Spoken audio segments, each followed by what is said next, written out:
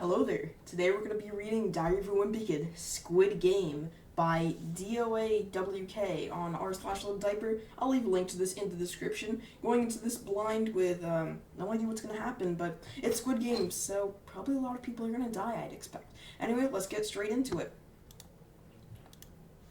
December, Monday. To shorten it all out, I met this guy in a suit while I was walking home from school. We played this stupid game with these envelopes. After the whole thing, I got $10,000 out of it. Alright, first red flag, Greg talks to strangers. That's never a good thing. He told me I could do more games like that one, and he gave me a business card with a phone number on it.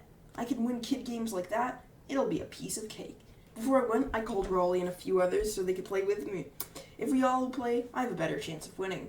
Like, how does that work?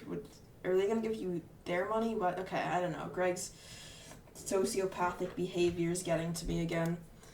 Tuesday. The next day, we all met down the block. Oh, we got Fragley, we got Shirag Gupta, we got Rowley Jefferson, and we got Greg Heffley, the man, the myth, the legends.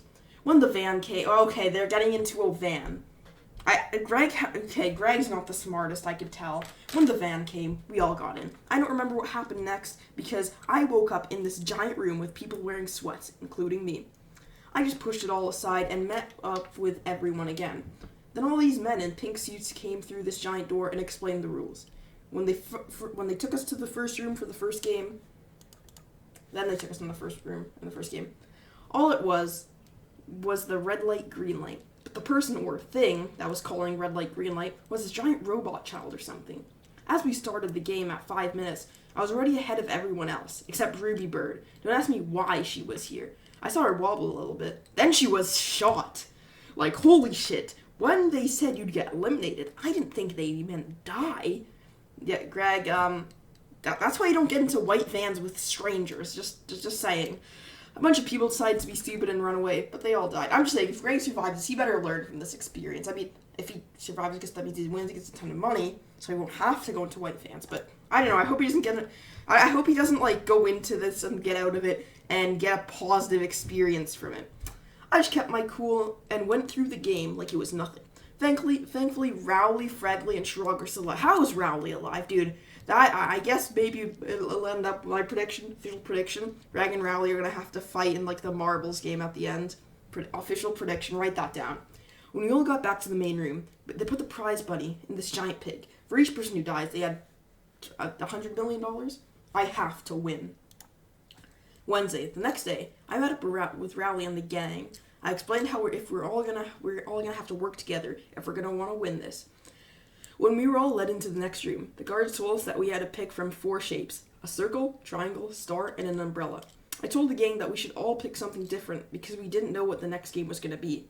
Fragley chose triangle, Shrug chose circle, Rowley chose umbrella, and I chose star. Okay, Rowley's dead. I'm sorry, that he doesn't get. Oh, Rowley's number 420. I kind of want him to win now, but dude. He somehow got past Reg. Like, Rowley's not a slim child. He has number 420 on his side, but there's no way he's carving out the umbrella. Dude, Shirag, though. Shirag's, like, really good at carving. I'm pretty sure. Because he was in, like, the scouts thing. Anyway. And I chose star because that is what I'm going to be when I win. When I won, it says. But anyway, Greg's kind of an egotistical fella. All you saw in the last as you saw in the last drawing, the guards gave us all cookies with the shapes we chose. Then they said we have to cut them out with a needle. We are screwed. We only had 10 minutes and didn't help that a guard had a gun at my head. I'm sorry if I'm a sociopath, but I just find this image really funny, especially paired up to this image. Not to mention, Fragley picked triangle, and he passed in no time. He's a smart fella. Always go triangle. After a while, I found out that if you lick the cookies, they melt, which makes them easier to break. I informed Rowley and Shrug on what to do, and we all passed. Okay, Rowley getting the plot armor. I'm calling the 1v1. That's a prediction, official prediction right here. The next day, we had to be in teams of 5, so me and the gang teamed up, but we needed one more player. Then I saw Roderick. I asked him why he was here, and he heard about the games too, so he decided to join. I asked the game if Roderick to join, and they didn't mind. Anyway, we headed to the next game, and it was basically tug of war, but like 100 feet in the air. If you lose, you fall to your death. Our team went first, and luckily we won because Roderick basically carried the whole team. Roderick's an absolute Chad. Everybody else is really scrawny on their team, so Roderick definitely carried, I could tell. And Greg even admits it, which is surprising because of how big of an ego he has. Friday. Today, all of us had to be in pairs of 2. I immediately chose Roderick because after I saw what he was made of yesterday, I needed to be his partner. Uh-oh. I feel like I know where this is going. Then we were taken to the next game. Oh, I was right. We were sent into a room that kind of resembled an alleyway or something. Then the guards gave everyone a bag of 10 marbles each. Then the announcer said that whoever teammate steals all of their partner's marbles wins. Things immediately fell slow motion. I almost fainted. That meant either Roderick or I live. I opened my mouth as I was about to say something to Roderick, but he grabbed my hand and placed his bag of marbles.